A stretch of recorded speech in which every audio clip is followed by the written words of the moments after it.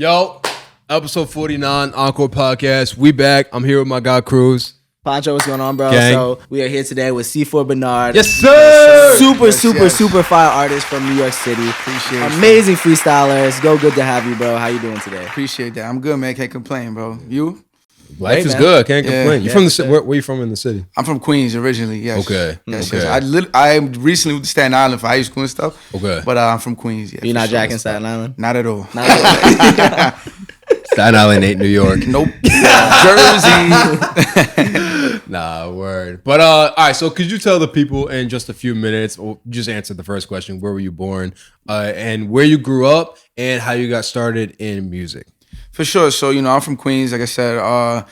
Basically with music, I fell in love personally with hip hop maybe 4 or 5. My first memories of hip hop, 50 Cent. Okay. I was a little boy. I had the checker tank top. I had the G-Unit do-rag. I had the Reebok. I have photos of me with a Dr. Seuss book, 6 years old maybe, and it has the G-Unit shirt picture day. So, I was big on 50 Cent and even DMX. And a little kid should not be listening to these artists, but yeah, that was my first. So, I always liked rap. I always wanted to be a rapper, right? And then it wasn't until about maybe 2012, Good Kid, Mad City, where it's like, oh, I can probably do this too. Because all the people that I enjoy, 50 Cent and DMX, right? I'm not no street guy, you know what I'm saying? Like, I'm not a gangster. In them. You get what I'm saying? So, but it's like, oh, I can do this. Kanye. So it's like then, and then Good Kid was just to me. So then I started, as far as junior high school, just doing freestyles. High school, a little bit of freestyles, doing freestyles and whatnot. And I was just known as, he rap, but I didn't do anything substantial. I didn't do anything really good. And then college comes around and same thing, freestyles, but then I started dropping mixtapes. Okay. And what year was this? This is 2018. Okay. So this is when I started saying, I think I could take it serious, do mixtapes. I think in 1 year I dropped three mixtapes, 4 mixtapes. Aye. I did. It was like Beginner's Luck, Not Normal, Sharp Roses, and then Birds of the Same Feather. But throughout the span. But at first it was just C4, and then basically I thought I sounded too much like an 80s artist, like Really? Kid Dynamite, C4, Explosive. Okay. So I added the Benard to it because everybody knew me as C4 in college, so I didn't want to take that out, but I just added something to it. Uh-huh. And little by little, the mixtape started doing well, and then COVID hit. I dropped the project. I didn't see the growth I've been wanting to see though. So every project I would do the same numbers or like good stuff. I might be fast forwarding too much, so feel free to Nah, cut bro, me you off. good. You good. But then so my manager Jeff, shout out Jeff. I was gonna quit because I was like, it's just stagnant. Even if it's a little bit of growth, I like to see the little steps up. The nudges, yeah. I didn't have that. I was just like this. And he was like, TikTok. And I thought it was corny. I thought if you go onto you're just a cornball. This was like quarantine time when. Yeah. Okay. So I was like, you know what? As a last resort, because I was like, I'm about to quit anyway and just be one of those people making music for themselves. Yeah. I said, you know what? Let me just try the TikTok thing out. And I just did freestyles every single day for a couple months. And then they started You building said in another traction. interview, you just wake up, make a freestyle, try to memorize it, and then just record it and just put that out. So you literally made it a thing every day to put a freestyle out? Yeah. Yeah, and I'm doing that again now because I'm trying to, just be consistent. But how it started was like I didn't have, I was in a house where it was very strict COVID. Like I have, pre-existing family members with pre-existing conditions and stuff. I have a baby brother that's only 4 now, so he was maybe 2 at the time. So we didn't really know what COVID was yet. Yeah. So I was stuck in the house 11 months. So I wake up, chill for an hour or two, then, try to write crazy freestyle, memorize it, and then just on TikTok every single day. Wow.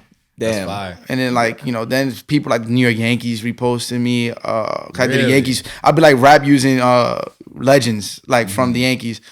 Foot Locker showed me love. Oh, as like a reference for your lyrics? So like the you would, punchlines, I would use their names, Uh-huh. but make it sound like something else. So like, for example, I remember Jorge Posada. Okay. Like I said something like, she don't like taking pictures, so pose Sada the friend. Like you flip their names and stuff. Yeah. Okay. I would do stuff like that, or use teams. That was just from probably that you just coming up on somebody on their team's algorithm, and like that wasn't even you trying to push those like freestyles. They just on TikTok. It was it was very organic how it happened. Where it was like I would choose a team on a random day. Yeah, rap using their legends. I would choose just a league, an NBA, MLB, NFL. I even did hockey.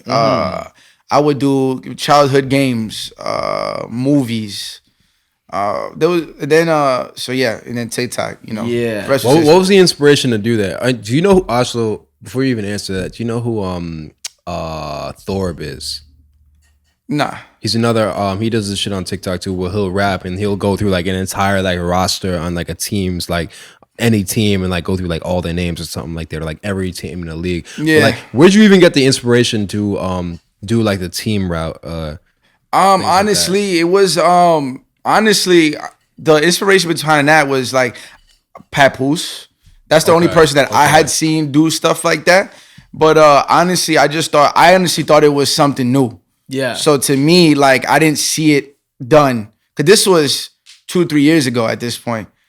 The only people that I had seen rapping on TikTok, I don't know if you guys know, he's from around here, I think. Brendan Howe. I don't think I have. He was doing his thing on TikTok, and a couple other people, but so TikTok helped a lot. I was going on live, freestyling every day, having the chat, like people in the chat put in words in the comments section. Oh yeah, and then you was just out to freestyle for that. So you found some traction from the lives. Yeah. What was it growing? Because for a lot of people, that's kind of an intimidating start. Like I know for like us or me at least, like I'm like to start on live is like, what's gonna happen with that? Like, did you feel confidence when you first started on live? How did you sort of work your way into like having a show that people were coming to? I thought it was weird at first. Don't get me wrong. Like, really? Strangers are gonna stare at me for X amount of time. So I didn't think they would be interested. So I first started off based off the videos.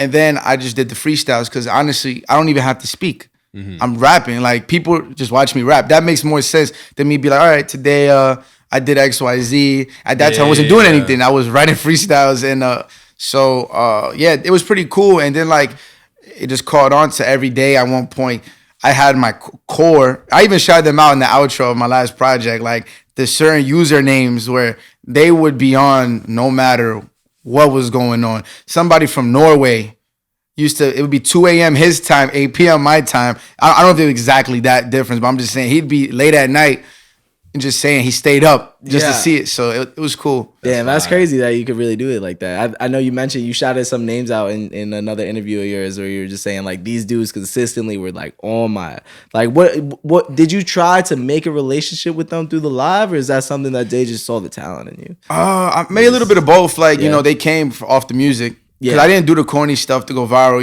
Like I literally was just Honestly, though, my biggest song was doing the corny shit, but we'll get to that. But basically, I was rapping, and they would be active in the chat. You talk to them, and I built the relationship. At one point, we actually did when my first project had released, we had done a Zoom because it was COVID. Yeah, so it was like do XYZ. And, we'll do it like eventually we're going to do a Zoom, like, and we could talk, meet, whatever. You build the relationship to the point where it's like I send them unreleased stuff. So like, what do you guys think about this? And, get their input because they were supporting me from the beginning. Yeah. So, Yeah. So obviously they're a fan of yours. So you're trying to get that input like that. Yeah, so, for sure. As somebody that made an audience off of your freestyles, how did you approach what songs to make? Because a song to release is a pretty different experience for fans. Like, how did you make a decision like, all right, like these are the songs that I think my audience would like, or did you not even consider what your audience would like? That was a real thing because I didn't want to be a TikTok rapper. Yeah. That's a thing where it's like I see people with 500,000 TikTok followers, but they don't have any monthly listeners. Monthly listeners or something like And not that I have a crazy amount. Granted, I had a lot more at one point. I haven't dropped music in so long. So, but that being said, I didn't want it to be that. So after the freestyles, I would throw snippets in between freestyles of music. And the first song that started to get a little bit of traction was a song I did called Mountain Part 2, which that video was my first big video. and it was music video or TikTok video? It was a TikTok video promoting the song. Okay. And it had my mom in the car with me. Mm-hmm. So at first I knew it was gonna do well because I had done shit. I finished this, and it got like 20,000, and like people were like, "Yo, this is it." And mind you, I'm talking about like giving props to my mom. Like I'm talking about like, you know, we can't be a king unless you treat a woman like a queen. Mm-hmm. However, you know, it's not that simple because, you know, everybody do their thing sometimes. You know, I was talking about real life stuff, like not being able to come up, you know, with rant, or like if you failed in a test, you know, basically tomorrow's gonna get better. Basically, it was one of those type of songs, and it went well. So then my mom was in the car with me, and there was a line about her in it, and she's like, "That's about," and then like it got her reaction. That did well. And then, so that was like, okay, this is like, I don't have to do the corny stuff. Mm-hmm. So that was the first song. But then I ended up doing the corny stuff. What is the corny stuff? Yeah, you keep saying that. I'm trying to picture like what the corny stuff is. I have a vision in my mind, but I feel like it's not what you're going to say. So I have a song called Sign. Okay. It's my biggest song. Yeah, it's my biggest song. The video, we did really well on TikTok in terms of like the promotion for it. Mm-hmm. And I did a song. It's basically, I had gotten dubbed one time. So I'm in college, I'm at this bar or whatever, and like I'm talking to this girl for the whole night, you know, talking. I'm thinking we're gonna leave together. Like we just have, you know, and then right before we're about to leave, she goes, wait, when's your birthday? And I'm a Gemini, right? So I told her May 25th, and she literally looked at me, oh, my girl's in the bathroom. Yeah, and that was it. I've had that shit happen to me. Yep, I've had that same shit happen to me. I hate that I told this one girl, my birthday's November 15th. She's like, "Oh, you a Scorpio?" Yeah. Oh, I gotta get. I'm like, that is so ass. I don't even know what the fuck that means, but yeah, I'ma just. I probably don't want to. They really believe in this shit, yeah. bro. They really believe in this shit. Yeah. So I'm like, you know what? I should make a song about the signs. And let's see what happens. Mm-hmm. And it did exactly what it was supposed to do, but it's my least favorite song to this day. I've heard so many artists say that their biggest song is the least favorite song. I heard a lot of people say that because it's your biggest song, you got to rap it 10,000 times on stage. So like that's the other part of it too. But like, damn. So you feel like that song wasn't really authentic to you? No, because what I want to do is like, you know, I want to make meaningful music. I want you to feel it. I want to rap. Like I want to, you know, like, and that was really more of like, I was itching to go viral. I really wanted to. And sometimes, you know, when you force it, it doesn't work. Because the topic before I made another song called In My Hands, which did fairly well, but you know, that's subjective, of course. But like, it just, I didn't like that either. It didn't work. But this one worked. I probably won't do that again though. Yeah. No. Does it kind of hurt you that like that's your biggest song? I mean, it's a good song. Like I could see why people like it so much. I made it. Like I knew what it was gonna do, but I do hate that. That's what I'm at first. Right now, that's what I'm known for. Yeah. When like it's like when I'm trying to be of the J. Cole, Kendrick Lamar, that lane, like in terms of that. Yeah. And like this one is more of like, even J. Cole did it too. Everybody does it, like, you know. Yeah. But like, I just don't like that I haven't been able to, you know, surpass that yet. Break through that. But I haven't dropped the project since, so you know, we'll see what we do now. But like, I hate that that's what I'm known for. But it's a good song. A lot of people believe in it, and you know, so. Word. Also, one more thing, a little off topic. I saw what you posted. I don't know if it was today or yesterday, but like 83 hours of Kendrick. Yeah. Wait, what is that? So my most, you know how they do the 2022 Spotify wrap up. Yeah. And it's like, out of. I saw the that gap like, between 1 and 2 wasn't even close. It was like 80 some hours of Kendrick. Yeah. And like 30 something of the next one. Oh, it might have been Baby Keem, which is not too far off.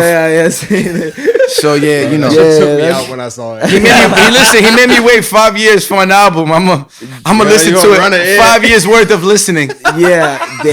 Nah, I feel that 100%. Yo, that's crazy. Yeah, so you were talking about, just since we're on the conversation of like certain songs doing well, certain content doing well, is there any lessons or like anything that you noticed about certain videos that made them do well compared to others, besides, you know, being like corny, I guess you could say? Honestly, so with Reels now, yes, I think I got it, but TikTok, not at all. So really?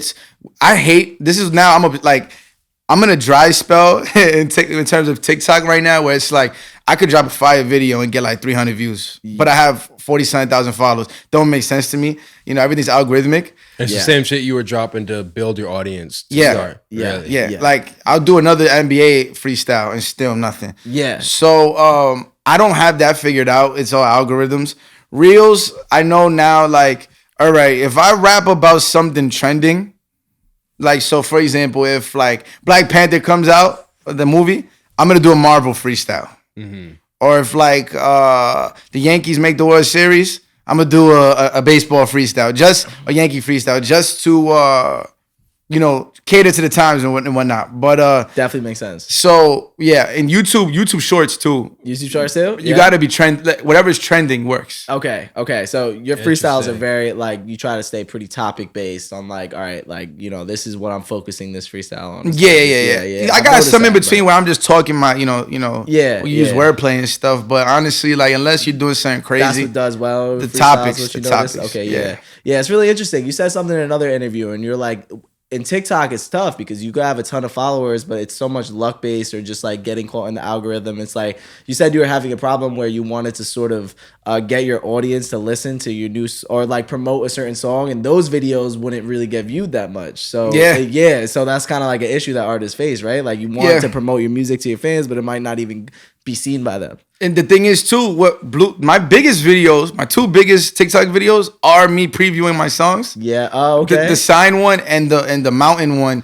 And then, also my freestyles in terms of the MLB teams. They're like those might have done 250,000 and like the sign with like 500,000. Mm-hmm. So it's like, that's the difference. But like, and then I'll preview other songs. For example, this is what had me hot because like, so Daydreaming, my project I had dropped about a year ago, or a little bit over a year ago. Leading up to it, I was doing really well on TikTok, and that's how I was promoting songs. I was getting no playlisting, no nothing. Like Sign did what it did, Mountain did what it. I was easily like, I didn't even need to promote on Instagram, and would have first day 5,000 streams. Yeah, like that's how I was. And even Sign was even more, but. My project drops, I'm not even getting one now. So it's like all these people supporting me and they're not seeing that I just dropped a full-length project. I don't even think Daydreaming did what it was supposed to do. Okay, gotcha. Do you feel like the Instagram following is a little bit more valuable in terms of like converting people into fans or not necessarily? No, I think TikTok fans show the most love. For real? Really? Because there's no egos in TikTok. Like on Instagram, nobody has to... there's a following ratio. Yeah. There's none of that. Yeah. Yes. There's a lot of younger kids on TikTok. So they're willing to support. They're willing to stay in your lives. They're willing to follow you on Instagram. Those are the fans that, like, when it comes to Instagram, like, there's a lot of ego. Like, I might see your photo. I don't want you to see that I like that photo. Yeah. There's no egos in TikTok. And that's why I loved having that TikTok following. Instagram now is cool because I'm not meeting, but like through Reels, I'm getting a lot of new people to follow. Like now I'm posting every day, and that's how I was able. I recently just hit 10K followers on Instagram, and like I was stuck at 7 and 6 for so long. But then so Reels is similar to TikTok. Yeah. So, how do you You've said in the beginning, like quarantine time, you got on by posting the freestyles every day, and now you're posting every day on the Reels. How do you set your either schedule or life up in a way that you can consistently do that without getting burnt out? So you see, at first where quarantine was easy, there was nothing else to do. Then I went back to college. There's a lot of distractions in college in terms of not even talking about school. That's the least of them. So I was doing my thing, and like at one point I would all right, if I'm gonna go out at 9, 10, I need it by 8 o'clock. Just do my freestyle. Yeah. Do it. I was doing it consistently. Then, I got really distracted, and I drifted for a little. It happens. It was bad. So I'm back on it now. I graduated, but like now I'm back on it heavily. But so nowadays, I just try to. I'm getting better at, because now that I'm inspired again, I went through a year not being inspired to make music creatively. I didn't feel like I was playing out anything. I could do a 16 like easy. It's more of like just in terms of making music. I wasn't, a lot of I girlfriend shit. Like, I'm single now, but I was in a relationship, and that takes you out of your, everything just shifts. Yeah. So I strongly believe I don't think when you're coming up you can be in a relationship. No, yeah, I don't. I won't be in one again unless it's the long haul. Yeah, and I need like 10 years. I know where this is headed. This music stuff. Like now, like I know there's a trajectory for it. So now I'm not. But and so going back to what you was asking. So yeah, so now I just try, consistently create. Now that I'm back in mode in terms of I'm dropping a project, but now I'm working on the next one already. I'm in mode already. So now I'm able to come out with freestyles quick, try to memorize them, and like that'll take me about an hour or two. Just get a good video for it. Maybe an hour, but it just depends. Yeah. But yeah, but life happens too. My mother would be like, "Oh, you can't help me with this because he's doing the TikTok," like, But and it's like, I should be doing something else. But then again, this is like detrimental to growth by doing it every single day. The algorithm likes consistency. They'd rather you do once a day or once a week than just do maybe 1 week you do 3 times a day, like a week, and then 1 week you'll do it once, and then the next week you'll do it 5. Yeah. It doesn't like that. It's just consistency. So yeah, nowadays I want people to look in their phone and see for Benard. Like, this kid posted again. Like, even if it's like annoying, like it gotta be, because you gotta be annoying. Yeah. That's real. Yeah, we've been doing that. Yeah, so yeah, it's tough as an indie artist, bro, because like you gotta make all that content yourself, promote it all yourself. So a lot of times the independent artist wave is a little bit too glamorized, because there's a lot that comes with a lot of tools that come with being a part of like a more a major label or a smaller label. Yeah. Is there anything that you're finding in your career now that you'd be like, damn, I wish I had a label to sort of like help? 100%. Listen, I would love to have a situation. I know I have to build a little bit more leverage, but I would love to have a situation because first of all, I'm horrible with social media. And thankfully, I'm signed to a talent agency, like my managers. And Next Step Talent, shout out to me, shout out Jeff. They're influencer based. So they're helping me. Influencer based? Yeah, so her talent agency, Next Step Talent, like they work with mostly influencers. So like not like they have a couple musicians as well, but like it's catered to start off with influencers. So they put me onto stuff where it's like, talk about this. This is what's trending. In terms of building your audience and shit like that. Okay. And then I get to meet a lot of bigger influencers that I wouldn't have probably been able to meet. They give me some game, like. Why did they rock with you as opposed to someone who may have been like, I guess, what the fuck is an influencer anyway? But all right, why did they decide to rock with you? So Jeff and I, well, first of all, both Jeff and the CEO, Tamima, went to my college. Okay. Jeff and I built a relationship in college to where at first, I knew him as the kid. He used to walk around with the sax. He was a sax player. So everywhere he went, you had his. So we built a relationship. I had him come to the studio, and because he was best friends with Zenaida. Shout out Naida. She was engineering all of my projects at the time, and he came to the studio. He graduated, became a manager for her talent agency, her management. I don't know what it's called. It's management. Okay. And he ended up bringing me with him. Like this is, because he was managing me before he was, signed to an agency. And because as a smaller artist, smaller manager, let's try to grow together. Yeah. And that's important. Like having a team is the most important thing. Like I've grown exponentially since I've had good management. A team of producers to like consistently work with, because you get to develop a sound that most people don't. Like I used to try to get a sound from YouTube beats. Doesn't work. You don't think you could have got where you are without the team? Not at all. Because that's what good management does. Like, so good management, like they have connections that I wouldn't have been able to get by myself. Maybe I go viral, somebody reaches out, but like the like just the Rolodex. I know I sound like an old man saying Rolodex. That's what old people say. But like their contacts is, or their, okay, this is what I see trending, like, because their best interest is your best interest at the moment, because, the bigger you get, the more money they get. Yeah. So and I'm personally one of the smaller clients. They work with big time influencers. So the fact they're rocking with me, I'm extremely grateful for it. But yeah. So what are some of the things that they've plugged you into that you felt like maybe you couldn't have been able to by yourself? Anything in particular? Yeah, for sure. They got me my distribution deal a lot quicker, which is you have a distribution. Okay. We're not in terms of like, so I don't have a budget yet, but I'm talking about like I don't have to use DistroKid anymore. Okay. I have a direct contact. Okay. Yeah, so because distro, contact us. We'll get back to you.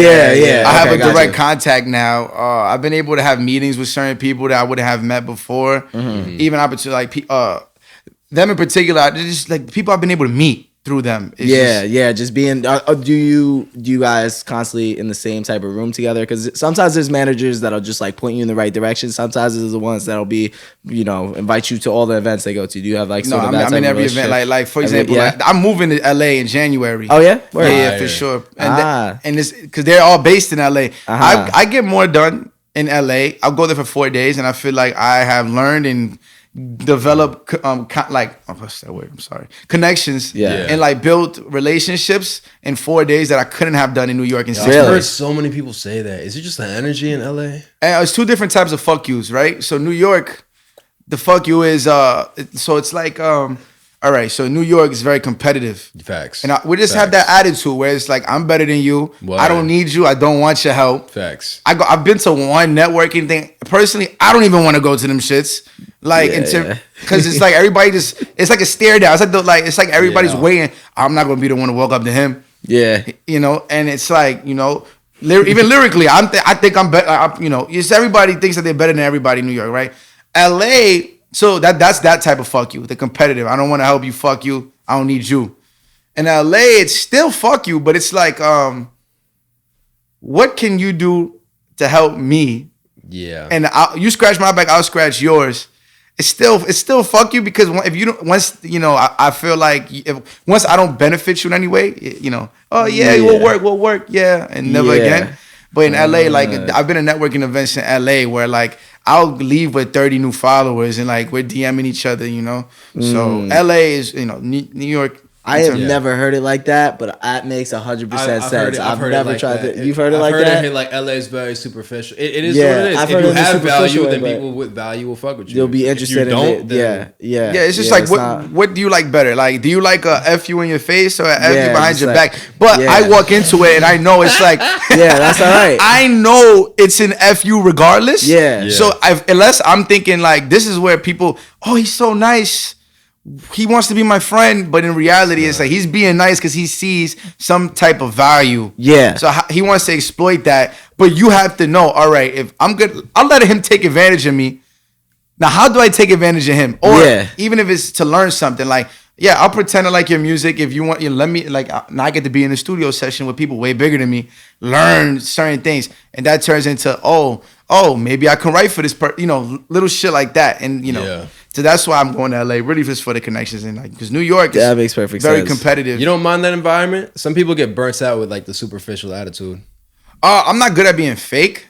Okay. But like, I know what it is. Like, I know for a fact that the music industry is fake. I'm nowhere near where I want to get to yet. Yeah. And I've seen it already. So I could imagine how it is when you get to those levels where there's real money involved. Yeah. So like I'm going into it knowing that it's like none of this stuff is real. Yeah. I know right now who's real, like in terms of the people I have around me and the people that are helping me. But like and there's a lot of people that have done genuine things for me. So, but I know there's also some people that it's like, I'm keeping him close because I think, he can do something. Yeah. Once he hits 50K, feel me, we gon' Yeah. Bro, it's really like that. It's fucking crazy. It's fucking crazy. That definitely makes sense. So like, how do you see yourself? Like, do you see yourself as like, I'm the GOAT, or do you try to like humble yourself and it's like, yo, I got so much? Because there's different ways to approach it. You know what I mean? Like people come into it. We have some people that come up here and be like, I am the greatest of all time. That's a fact. And they'll look at like, I am the greatest. Like, how do you see yourself? Well, my goal is to be considered one of the greatest of all time. Like, if you're not into it for that, then you shouldn't be doing it. In my opinion, like, if you don't want to, if you don't want to try to be like, for example. If my goal is to be amongst the Kendricks, the Coles, the Hoves, the Nas's, right? The people that people have in their Mount Rushmores, right? Yeah. Even if I don't get there, that's what I'm aspiring to be. Mm-hmm. So why not? Like, why do something if you don't want to do it all the way? If you want to be held, respected amongst the little Uzis, the little Yachties, the little babies, like in that direction, cool. Then you try to be as good as them. You get what I'm saying? Like, and that Mount Rushmore. So my goal is to be the GOAT. Do you think most artists strive for that, or most artists get complacent?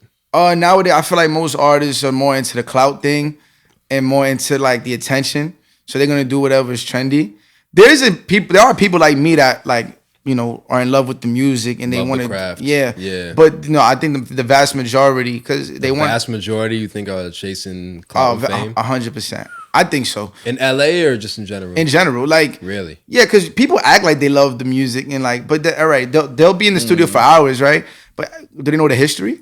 And to me, if you love something, you're gonna do your research. You're gonna do your, like I'm a nerd when it comes to this rap stuff. Like I can go all the way back.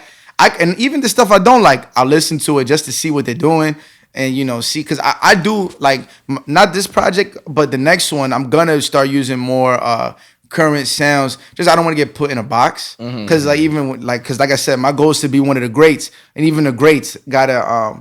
But to go back to where do I see me? I know for a fact, and I don't want to seem cocky because this is the only thing I'm actually confident in.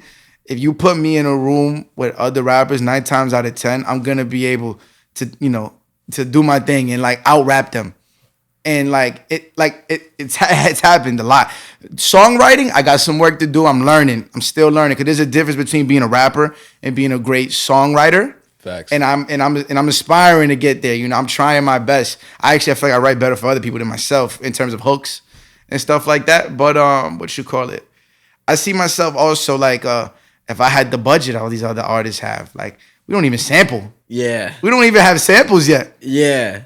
The access to having a full week, full month without having to go to work. Yeah. To have just to create. Imagine what I could create, and I'm still doing my thing. So it's like I feel, I think talent wise I'm up there, but I think I just have a lot of work to do in learning the music business and learning the songwriting aspect of it in terms of because I know what I like. I'm good at what I like, but I got to be good at what everybody else likes too. What would be received in today's? That makes a lot of sense. And try to combine it. Yeah. Yeah. So do you want to hit the jar? not yet. 1 second. So one thing about you is you shoot a lot of music videos. So one thing I wanted to ask you is like, how do you go about how do you make a decision on like this is a song I want to do a video for, and then how do you execute on that vision for a music video? For sure. So shout out the team. Like you said, the team is the biggest. So like my whole team when it comes to even like merch, music, management, and now videos. Yeah, it's people I'm very close to. So my friends Udell and Crisper. They do my videos.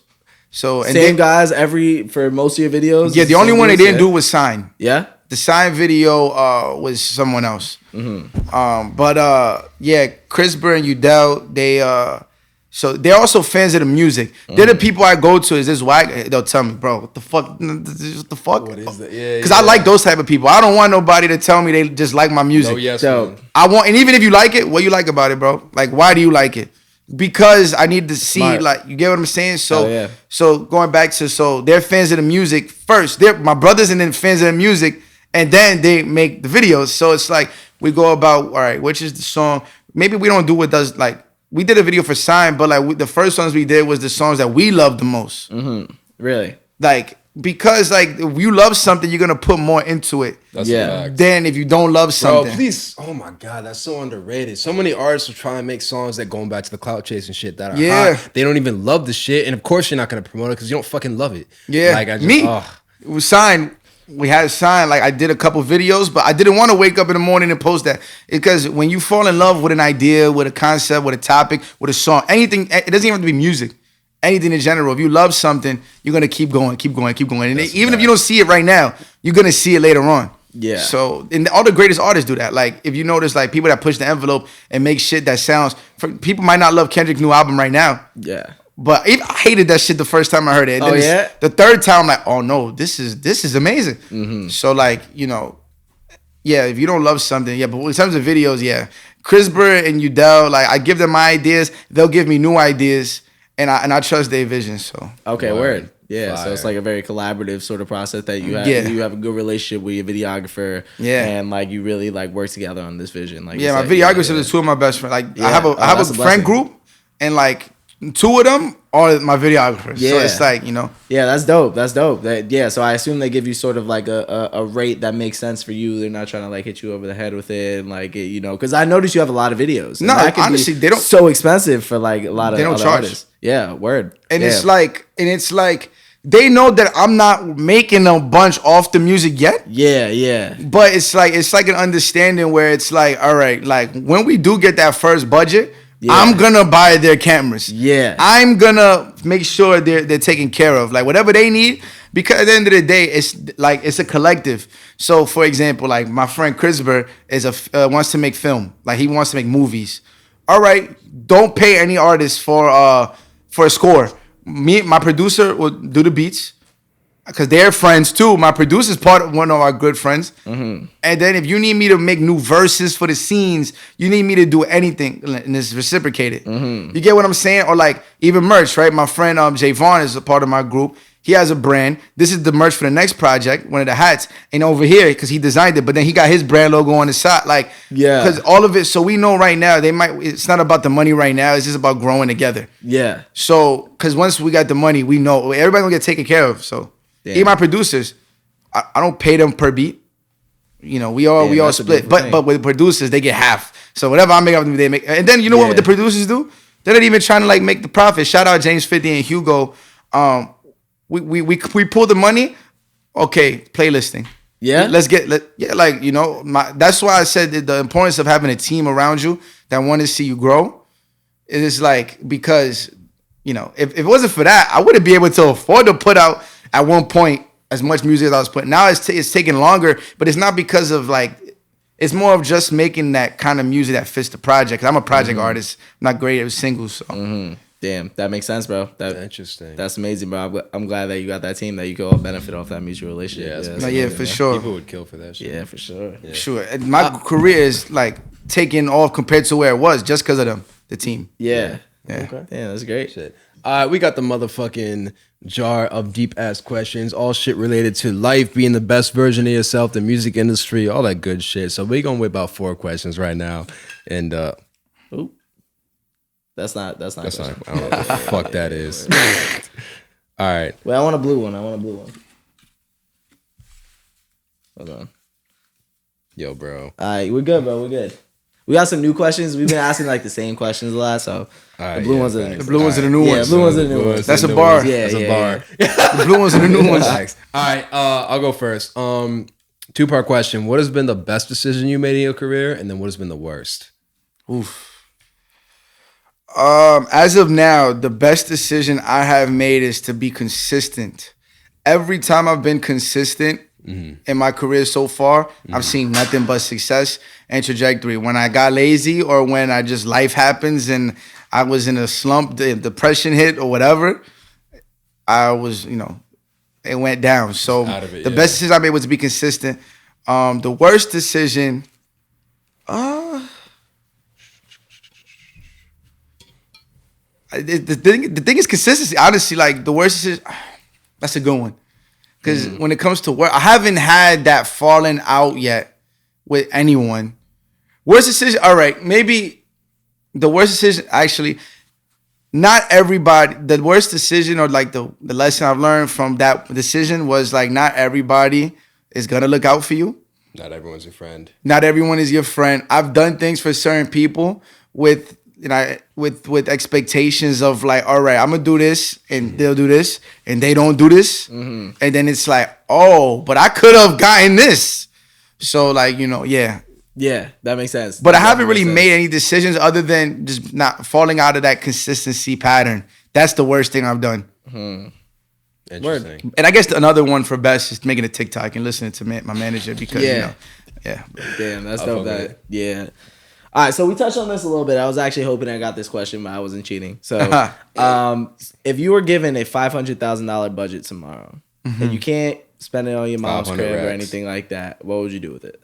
All right, so this is just for music. Yeah, just for music, just for your career in general. Cool. Yeah, no drip. Yeah. No drip. That's fine. All right, drip is valid. Drip is valid. For some rappers, yes. For me, I don't think drip matters. Yeah, but all right. So $500,000. First of all, I'm gonna get an apartment, pay it off for a year. Facts. So now I have no excuse of a 9-to-5 being the reason why I'm not inspired. But that's why that was what was happening recently. Like I was at a desk, I'm uninspired. I hate what I'm doing. Yeah. Just for money, right? Yeah. So I'm gonna get me an apartment. I can live by myself. Actually, scratch that. I'm gonna get me a 3-bedroom apartment. 4-bedroom apartment. Sorry, pay that off because, you know, me, cameraman, producers. Let's live together, create content. Because you can't just make music, you need the content. Okay. So I'm gonna do that. That might be your $500,000 budget right there. I don't know where you're trying to live, but Nah, we'll go to Delaware. I bet. We'll go somewhere. We can escape. Okay. So you know, let's say even if it's $3,000 a month, $36,000. That's it right there, just for. Okay. We'll disappear, right? You know, some high quality mics and equipment. You know, that won't be too much out of that budget. The rest of it, honestly, you know, for videos, marketing, biggest one. Reels. I have one mixtape Christopher snippet on my Instagram Reels, and I would show you, but like I think I got about 4,000 followers off of that reel alone by pumping it. Yeah. Wow. Yeah. Yeah. On Instagram Reels? Reel, yeah. Just regular boost on Instagram? Well, it counts as a reel now, but back then, because videos are reels now. If you post a regular video, it's a reel. I posted a snippet of my favorite part of that song, and that got me 4,000. I'm still pumping it now. So a lot of promotion and marketing, really. Radio. People don't think radio matters, but it does kind of. Yeah. Playlisting. Yeah. But yeah, really just for the marketing and promotion. Yeah. Yeah. You can make the best shit. I want to do samples yet because 500,000 is not that much. Yeah. And samples, at least the ones I would want to use, are gonna be pricey. So it doesn't cost me much to make the music. It costs more to like get it out, which is a shame. But yeah. Yeah. Word. Yeah. Fair That's enough. a fact. Okay. All right, next one. What is your worst fear in your career? My worst fear is giving up and then looking back like I could have done more. You get what I'm saying? Like, Same. I imagine me at 80. Like, did you give it all, or did you fold? Yeah. Like that was a big part of me moving now. Like when I'm about to move, because it's like I don't want to be, because you know I'm not gonna be that 35-year-old rapper telling you to go check out my Spotify unless I'm up. Yeah. I'm not even gonna be that 29-year-old, to be honest. I'm only 22 right now. Yeah. I got some time, and the trajectory's there. So, but I'm not gonna be that guy. Just because life happens, and you know I could still. But my worst fear is looking back, like, damn, I should have moved to LA and gave it a shot. I should have done this. I should have done that. That's my biggest fear. Fair enough.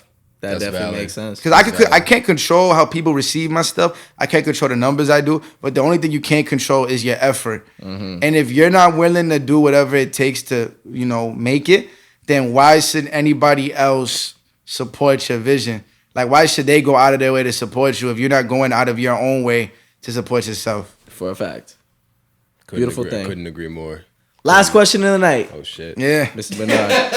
I'm going to do a poncho. Mr. Benard. What is one thing you wish you knew before you got started in your career? Damn. That's a good one. I don't even... I know my answer. This shit gonna be way fucking harder. It's like way fucking longer. Yeah. What do you think? I wish I knew once I started getting it, like the algorithm was fucking with me. Yeah. I wish I knew that wasn't gonna last forever. Okay. Ooh. I wish I knew that, yo, you take a week off because you go on a vacation and don't have content prepared. Clipped. You're fucked. You want to be in a relationship and put that shit first for a little bit? You're fucked. Like, I wish I knew that shit would not last forever. I wish I knew, because then I would have never stopped. I would have taken a week off. That's a great answer. That's not talked about enough, but yeah. That's awesome. real. Because everything's Yeah, that's consistency. If you see me rapping, I keep saying throughout this interview, I feel like I've mentioned consistency. But that's the thing. Like, you're not gonna beat the person that rap every day. You're not gonna look better than the person that works out every day. You know, even if it's not easy, it's like, you know. But that's what makes them so great. Yeah. So yeah, That's a fact. That's real. dope. My dog.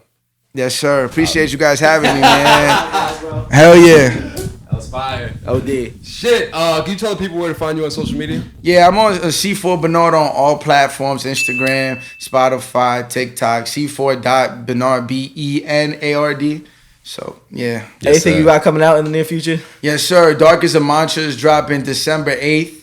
On E, the first single off the project, is dropping on the 1st. I don't know when this is coming out, but you know. Probably 2 weeks. Yeah, so just definitely check out Dark as a Mantra. You're going to love it. This is my most vulnerable project. Beautiful. It is way better than my last shit, and it's way better than 90% of this shit that's out right now. I promise you so. Hey. Yes, sir. Hey, yes, thank sir. you for joining us, bro. Appreciate you guys. Yo, for having episode me. 49, Encore Pod. I know you learned some shit. I know you enjoyed it. I know you got some games. So please subscribe to the channel. Tap in with us. Tap in with Mr. Benard. This is just the beginning of what he has going on. So Yes, it's sir. someone that you Appreciate want to you tap guys. in with. And yeah, Word. appreciate you watching. We out here.